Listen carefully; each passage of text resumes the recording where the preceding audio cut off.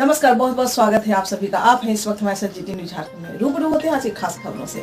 सरायकेला जिले के गमरिया प्रखंड के वीर बांस पंचायत में आपके अधिकार आपकी सरकार आपके द्वार शिविर का आयोजन किया गया, जिसमें SDO Ramkrishna Kumar, BDO Maruti Meen, CO Manoj Kumar, स्थानीय मुख्य पंचायत प्रतिनिधियों के साथ पद्मश्री छुटनी महतो ने शिरकत की। जानकारी देते हुए एसडीओ रामकृष्ण कुमार ने कहा कि सरकार द्वारा चलाए जा रहे इस कार्यक्रम के तहत जरूरतमंद लाभुकों के लिए स्टॉल लगाए गए हैं, जहां ऑन द स्पॉट योजनाओं का लाभ लाभुकों को दिया जा रहा है। यह कार्यक्रम राज्य स्तर पर चलाया जा रहा है, जो 29 नवंबर तक चलेगा। शिविर में जरूरतमंद लाभुकों द्वारा प्राप्त आवेदन का समाधान लाभुकों को दिया जाएगा। वैसे भी आवेदन मिल रहे हैं जिनका ऑन द स्पॉट समाधान किया जा रहा है।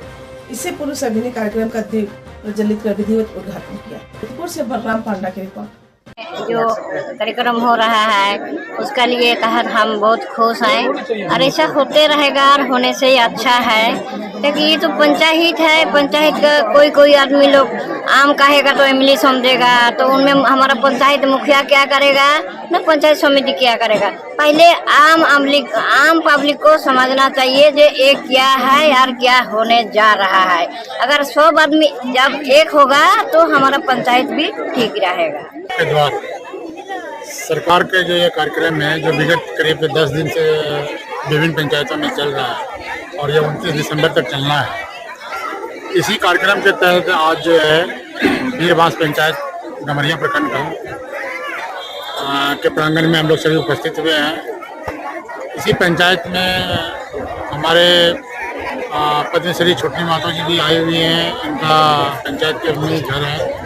वीडियो मैडम आई हुई हैं, सभी सीओ साहब लोग आए हुए हैं और आप देख रहे हैं कि विभिन्न विभाग से संबंधित करीब 20 काउंटर लगाए गए हैं यहाँ पे, ताकि सभी को योजनाओं की जानकारी दी जा सके। और इस कार्यक्रम का जो मूल उद्देश्य है उससे जो है पंचायत वासियों को, ग्राम वासियों को अवगत कराया जा सके। और ये कार्यक्रम काफ़ी अच्छा रहा है। अभी कई परिसंपत्तियों का भी वितरण किया गया है हम लोगों के द्वारा और अभी लोग आ रहे हैं। विभिन्न स्टॉल पे काफ़ी भीड़ है। वैक्सीनेशन का भी कार्यक्रम चल रहा है, हेल्थ चेकअप भी हो रहा है। सभी तरह के कार्यक्रम जो सरकार के द्वारा चलाए जा रहे हैं। हम लोग इस उद्देश्य को लेकर के चले हैं, इस पंचायत के लोगों को ज़्यादा से ज़्यादा हम लोग लाभ। शिकायत अभी तक हमको कुछ नहीं प्राप्त हुआ है। कुछ आवेदन वगैरह आता है तो उसको हम लोग इंटरटेन कर रहे हैं। अभी 7 या 8 वृद्धा पेंशन का आवेदन आया था, जिसको ऑनलाइन वीडियो मैडम ने स्वीकृत किया है अभी मेरे सामने में, और इसका नाम भी आप लोगों को मिल जाएगा। तो यही इस कार्यक्रम का जो है ब्यूटी है, यही इस कार्यक्रम का मेन मकसद है। इसका शिकायत से कोई लेना देना नहीं है और शिकायत को हम लोग सुझाव के रूप में लेंगे और जो है उसको जो छोटे बड़े लोग हैं उनको हम लोग ज़्यादा से ज़्यादा ऑन स्पॉट हम लोग जो है लाभ देने का काम करेंगे।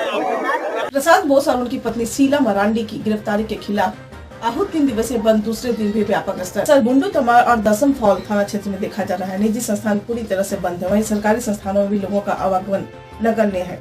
हाईवे पर बाहर से आने वाली इक्के दुक्के मालवाहक वाहनों के अलावा सन्नाटा पसरा हुआ है। बुंडू और दसम फॉल थाना क्षेत्र को नक्सलियों का रेड कॉरिडोर के रूप में जाना जाता है। कई बार नक्सलियों और पुलिस के बीच 12-12 घंटे इन जगहों में मुठभेड़ हुई और नक्सलियों की बड़ी घटनाओं को अंजाम दिया है। वैसे में नक्सली बंदी को देखते हुए रांची टाटा मार्ग पर भारी संख्या में सीआरपीएफ और जिला पुलिस बलों की तैनाती की गई है। हाईवे पर 24 घंटे गश्ती जारी है। बुंडू से रिपोर्ट संतोष कुमार मेहता की। बड़ा कुसी पंचायत के दारीसाई में स्थित कृषि विज्ञान केंद्र में मंगलवार को खाद बीज विक्रेता लाइसेंस हेतु 15 दिवसीय प्रशिक्षण का शुभारंभ हुआ। इसमें आसपास के करीब 30 प्रतिभागियों ने भाग लिया। कार्यक्रम का शुभारंभ मुख्य अतिथि क्षेत्रीय अनुसंधान केंद्र दारीसाई के सह निदेशक डॉक्टर देवाशीष महतो एवं वरीय वैज्ञानिक सह प्रधान डॉक्टर आरती बीना एका के द्वारा संयुक्त रूप से दीप प्रज्वलित कर किया गया। 15 दिवसीय प्रशिक्षण के दौरान कृषि कार्य में उपयोग होने वाले दवाओं के बारे में भी जानकारी दी जाएगी। कार्यक्रम में मुख्य रूप से कृषि विज्ञान केंद्र के वैज्ञानिक डॉक्टर रविंद्र मोहन मिश्रा एवं श्री भूषण प्रसाद सिंह मौजूद थे। गालूडी से रिपोर्ट प्रकाश दास की। ये इनपुट डीलर कार्यक्रम में कुल 30 पार्टिसिपेंट भाग ले रहे हैं और इस कार्यक्रम में हमारे इनपुट डीलर और इसमें कुछ प्रोग्रेसिव फार्मर भी हैं जो इनपुट डीलर बनना चाहते हैं। तो मैं समझती हूँ कि ये कार्यक्रम एक बहुत अच्छा कार्यक्रम है, जिसमें कि जो भी इनपुट डीलर है उनको 15 दिन के अंतर्गत बहुत सारी जानकारियां दी जाएगी, जिसमें कि उनको मिट्टी जांच के लिए हम नमूना कैसे लें, मिट्टी में कौन कौन से खाद अवेलेबल रहते हैं, उर्वरक पोषक तत्व उपलब्ध रहते हैं, उनकी जानकारी दी जाएगी। साथ ही साथ जो हम खाद का प्रयोग करते हैं खेतों में, उसमें किस तरह से हम खाद करें, क्योंकि अलग अलग सब्जियों में, अलग अलग फसलों में अलग अलग मात्रा में खाद पड़ती है, जिसकी जो है जानकारी हमारे इनपुट डीलर को नहीं है, साथ ही साथ हमारे किसान भाइयों को भी नहीं है। तो इनपुट डीलर जो है ये यहाँ से प्रशिक्षण लेंगे तो एक बहुत अच्छी कड़ी का काम करेंगे और इस कड़ी में वो प्रसार के रूप में हमारे किसानों के बीच में काम करेंगे। अगर देखा जाए तो कृषि विज्ञान केंद्र पूर्वी सिंहभूम में मात्र 4 वैज्ञानिक हैं और इसके थ्रू पूरे जिले को कवर करना संभव नहीं है, लेकिन हमारे जो प्रसार के कार्यकर्ता है उनके माध्यम से हम पूरे जिले में तकनीकी जानकारी को बढ़ावा दे सकते हैं। इसमें फसलों में लगने वाले रोग, कीड़े, उसके लक्षण क्या होते हैं, उसको हम किस तरह से उसको कंट्रोल करें, इसकी जानकारी भी दी जाएगी। कौन कौन से दवा लगते हैं, रोगनाशक, कीटनाशक, साथ ही साथ खरपतवार नाशी के बारे में भी जानकारी दी जाएगी। इसके अलावा किसान भाइयों को फसल लगाने की भी जानकारी दी जाएगी कि कितनी दूरी पे कौन सी किस्म हम लगाएं, कौन सी किस्म यहाँ की मिट्टी के लिए उपयुक्त है, इनकी जानकारी दी जाएगी। और इनके अलावा हमारे साथ में जुड़ेंगे बिरसा कृषि विश्वविद्यालय के वैज्ञानिकगण और साथ ही साथ पलांडू में भारतीय कृषि अनुसंधान परिषद का जो बागवानी प्रक्षेत्र है वहां के वैज्ञानिक गण भी जुड़ेंगे और वहां का हमारे जो पार्टिसिपेंट है भ्रमण भी कराया जाएगा ताकि वो देख करके भी वहां क्या किया जा रहा है, क्या अनुसंधान का कार्य है। वहां से भी कुछ बीज हैं, अच्छी किस्में हैं जो निकाली गई हैं, जिसमें हाइब्रिड है और उन्नत किस्म में भी हैं जो कि मुरझा प्रतिरोधी किस्म है। उन किस्मों को भी वो देखेंगे कि वहां लगा हुआ है। कुछ पेड़ में किस तरह से फलदार वृक्षों का रखरखाव होता है उनको देखेंगे, तो इनकी जो जानकारियां हैं वो बढ़ेंगी और वो अगर व्यापक रूप से बढ़ेंगी तो हमारे किसान भाइयों तक भी वो जानकारियां पहुंचेंगी। हमारी ये आशा है कि ये इनपुट डीलर आगे चल करके एक सशक्त माध्यम बनेंगे और इससे हमारे जिले के किसान जो खेती बाड़ी कर रहे हैं वो अच्छे ढंग से करेंगे। अभी तक जो भी इनपुट डीलर है वो प्रशिक्षण प्राप्त नहीं थे और प्रशिक्षण नहीं लेने के कारण वो जो भी कंपनियां हैं, दूसरी कंपनियां हैं, उनके जो भी खाद हैं, बीज हैं, उनको वो डील कर रहे थे। कभी कभी ऐसे देखने को आता था कि फूल तो हो रहा है लेकिन फल नहीं आ रहा है, तो उसके लिए भी हम लोगों ने क्लास रखा है कि हम प्लांट ग्रोथ रेगुलेटर और हार्मोन उसके डिफरेंस को समझें और उसकी उपलब्धता भी अपने जो दुकान में रखें। कुछ इनपुट होते हैं कि जो पशुधन से संबंधित है तो उनका भी क्लास होगा कि पशुओं के बारे में भी उनको जानकारी होगी, उनके जो भोजन उनको हम जो देते हैं फीड। मोहभंडार आईसीसी कारखाना के जनरल ऑफिस गेट के समीप पूर्व जिला परिषद राजू कर्मकार के नेतृत्व में क्रिकेट टूर्नामेंट के आयोजन हेतु मोहभंडार ताम्र प्रतिभा मंच मैदान के उपयोग करने की मांग पर टूर्नामेंट आयोजन कमेटी एवं खिलाड़ियों ने प्रदर्शन किया। जनरल ऑफिस गेट पर आईसीसी प्रबंधन के खिलाफ जमकर नारेबाजी की गई। प्रबंधन ने टूर्नामेंट हेतु 7 दिनों के लिए मैदान के उपयोग करने की अनुमति दी थी, जिसे आयोजन कमेटी ने नहीं माना। टूर्नामेंट आयोजन कमेटी ताम्र प्रतिभा मैदान उपयोग करने की मांग पर अड़े रहे। प्रबंधन के खिलाफ जनरल ऑफिस गेट के समय विरोध प्रदर्शन किया गया। मोहभंडार से रिपोर्ट सिद्धार्थ आनंद की। खेल को मान्यता देना होगा। मैनेजमेंट होश में आओ। संजय सिंह मुर्दाबाद। संजय सिंह मुर्दाबाद।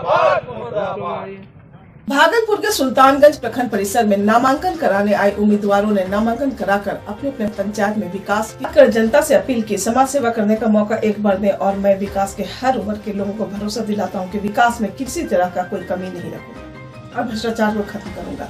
सरकार की योजनाओं को धरातल पर लाकर पंचायत आदर्श पंचायत का दर्जा दिलवाने यह मेरी पहली प्राथमिकता होगी। वहीं भीड़खुद पंचायत के पूर्व मुखिया प्रत्याशी अनिल कुमार ने बताया कि जिस तरह से पंचायत में नवनिर्मित मुखिया के द्वारा सरकारी योजना का लूट खसोट हुआ है, खुलेआम पंचायत में 7 निश्चय योजना से लेकर आवास योजना भ्रष्टाचार का रोजगार हुआ है, वह मनरेगा के तहत योजनाओं को केवल कागजी खाना पूर्ति हुई है। इसका जवाब जनता देगी।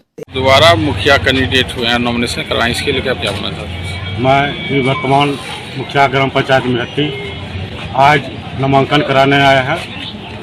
हमारे ग्रामीण समाज से पता चलता है कि मैं फिर से जनता हमारे साथ है और यही कामना मैं सभी जनताओं से करता हूं। आप एक बार आशीर्वाद हमें दें और जो भी कमी है मैं उसको पूर्ण करूंगा। धन्यवाद। आपका नाम सर? मदन कुमार मंडल, पंचायत ग्राम पंचायत में रहती। कि आप किस पिछले चुनाव में जो शिकस्त खाए थे और जिस तरह से आपके पंचायत में करप्शन का दायरा बढ़ा, आवास योजना से लेकर 7 निश्चय योजना के तहत जो भी गड़बड़ी पाया, जो करप्शन भारी करप्शन किया जाए, भ्रष्टाचार का लूट को सरकारी पैसे का दुरुपयोग हुआ, उससे क्या करना चाहते हैं?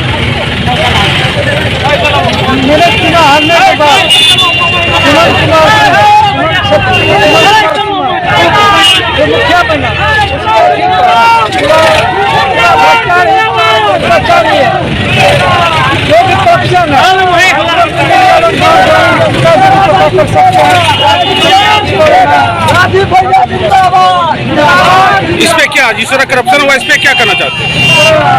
करप्शन को अंकुश करा रहे हैं, जो भी त्रुटि है उसे दूर करेंगे। जहाँ तक होगा उसका पब्लिक जनता जो करेगा, चुनाव जीतने के बाद जनता जो ये कि आपका जिस तरह से समर्थन मिला है आम जनता को, और अब पहली बार पंचायत समिति में उम्मीदवार हैं, तो जनता को क्या संदेश देना चाहते हैं? आपका मॉडल क्या रहेगा? मॉडल रहेगा शिक्षा, गांव में स्कूल हो, हाई स्कूल, और विकास की बात करें तो विकास तो सबका साथ सबका विकास, अभी तो यही मोटो नहीं देखा जाए सर, आप समिति उम्मीदवार हैं और पीछे समिति उम्मीदवार और प्रमुख के द्वारा जिस तरह का करप्शन हुआ, कोई कम नहीं हुआ और कागजी पे हुआ, तो इस पे क्या करना चाहते हैं आप? इसको जब हम लोग आएंगे तो उसको देखेंगे कहाँ क्या हुआ। अभी तो हम लोग नया है, इसके बारे में तो कुछ बता नहीं सकते हैं। तो रोल मॉडल सर आपका? रोल मॉडल तो अभी तो सबका रोल मॉडल एक ही है।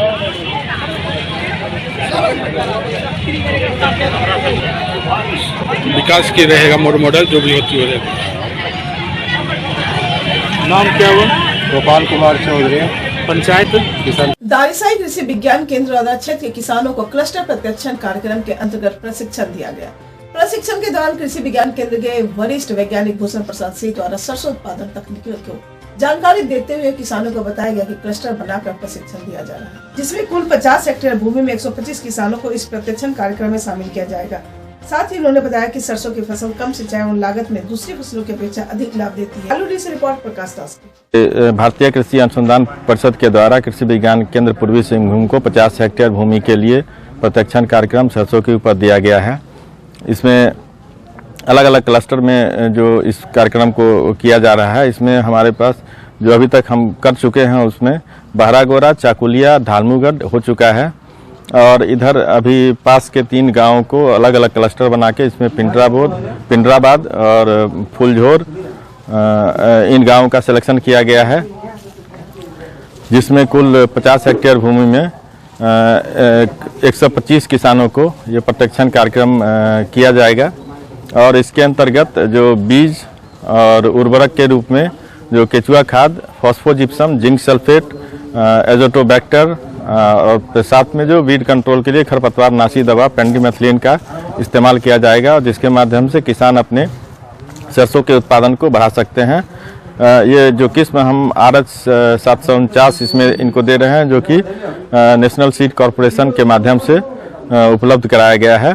और ये अगर सारे चीज़ों का प्रबंधन अगर अच्छे से किसान करते हैं तो सरसों की अच्छी उत्पादन को प्राप्त कर सकते हैं। और मेरा कोशिश ये इसमें रहता है कि जो जैविक कृषि की ओर किसानों को बढ़ाना, तो इसलिए हम जैविक उर्वरक का ज़्यादा से ज़्यादा इसमें उपयोग कर रहे हैं, और किसान इसका लाभ भी मिल सके किसानों को। और साथ में जो है मिट्टी के गुणवत्ता को बढ़ाने के लिए जो फॉस्फोजिप्सम का हम इसमें उपयोग कर रहे हैं, जिसमें कि कैल्शियम उपलब्ध हो पाए, और साथ में जो है जिंक की कमी को दूर करने के लिए जिंक सल्फेट के रूप में दे रहे हैं, और बीज उपचारित करने के लिए एजोटोबैक्टर का इस्तेमाल कर रहे हैं, और साथ में केचुआ खाद जो है उर्वरक के रूप में दे रहे हैं, जैव उर्वरक के रूप में, और किसान इससे बेहतर लाभ ले सकेंगे और अपने सरसों के उत्पादन को बढ़ा सकेंगे। सर आपका नाम? भूषण प्रसाद सिंह, मैं कृषि विज्ञान केंद्र पूर्वी सिंहभूम में साइंटिस्ट एग्रोनॉमी हूँ। 7वें जेपीएससी में व्याप्त भ्रष्टाचार के खिलाफ आंदोलनरत छात्र छात्राओं पर झारखंड सरकार की पुलिस द्वारा बर्बरतापूर्वक लाठीचार्ज के विरोध में आज घाटशिला में भाजपा पूर्वी सिंहभूम जिला द्वारा प्रेस कॉन्फ्रेंस किया गया।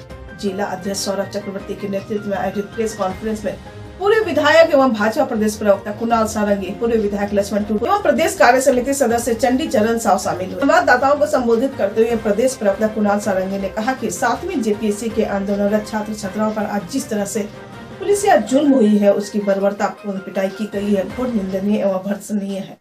अपने हक एवं विभाग में व्याप्त भ्रष्टाचार के खिलाफ आंदोलनरत छात्र छात्राओं पर ऐसी कायरतापूर्ण लाठीचार्ज करना सरकार की ओछी मानसिकता को दर्शाती है। पिछली 6ठी जेपीएससी में भी व्याप्त भ्रष्टाचार को लेकर झारखंड उच्च न्यायालय ने सरकार को कड़ी फटकार लगाई थी। साथ ही मेरिट लिस्ट को रद्द कर दिया था एवं 1 महीने के अंदर सरकार से जवाब मांगा था, जिसका जवाब सरकार ने आज तक नहीं दिया है। इस वर्ष 7वीं जेपीएससी में भी एक भी कमरे में बैठे छात्रों को चिन्हित करने से सवाल उठने लगे हैं। मौके पर युवा मोर्चा जिला अध्यक्ष रंगलाल महतो, युवा मोर्चा जिला उपाध्यक्ष कौशिक कुमार, अल्पसंख्यक मोर्चा जिला अध्यक्ष नौशाद अहमद, घाटशिला मंडल अध्यक्ष राहुल पांडे, जिला सोशल मीडिया प्रभारी सुरेश महाली उपस्थित थे। घाटशिला से रिपोर्ट सिद्धार्थ आनंद। से लेकर 10वीं जेपीएससी की परीक्षा के अभ्यर्थियों के द्वारा और जो छात्र छात्राएं आंदोलनरत हैं, आज वो अपनी समस्याओं को लेकर जब जेपीएससी के कार्यालय की तरफ जा रहे थे, तो आज राज्य सरकार के निर्देश पर जिस तरह से पुलिस ने उन पर लाठीचार्ज किया है, ये कहीं न कहीं आपातकाल के दिनों की याद दिलाता है। दुर्भाग्यपूर्ण है कि जब नियुक्ति बख्श घोषित हुआ है राज्य सरकार के द्वारा, माननीय मुख्यमंत्री महोदय ने जब विधानसभा के चुनाव हुए थे, लाखों नौकरियां देने की बात की थी, बेरोजगारी भत्ते की बात की थी, लेकिन आज जो सरकार की स्वायत्ता प्राप्त संस्थाएं हैं जेपीएससी और जेएसएससी में जिस तरह की कार्यशैली है, और ये बातें आज की नहीं है। जब 6ठी जेपीएससी को लेकर आज भी विषय जो है कि अदालत में है, और अदालत ने स्पष्ट निर्देश भी दिया था राज्य सरकार को कि 6ठी जेपीएससी की मेरिट लिस्ट को रद्द किया जाए और 1 महीने के अंदर राज्य सरकार जवाब दाखिल करे। अब तक उस पर जवाब नहीं दिया गया है। और अब 7वीं से लेकर 10वीं के लिए जो पीटी की परीक्षा हुई, उस परीक्षा में भी ऐसी स्थिति है कि पूरी प्रतिभा जो एक कमरे तक सीमित हो गई।